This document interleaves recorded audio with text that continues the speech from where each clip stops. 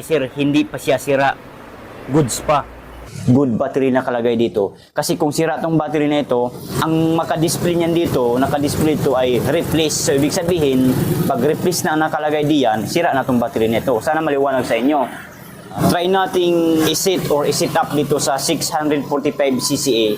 So, babak lang natin. Ayan. Ayan, nakabak na siya. Okay. Regular flooded. CCA din. 645, subukan natin yung 645 ampere kung lalabas pa rin ba yung good battery or kung hindi na niya kakayanin, replace na ang makalagay dito. 645.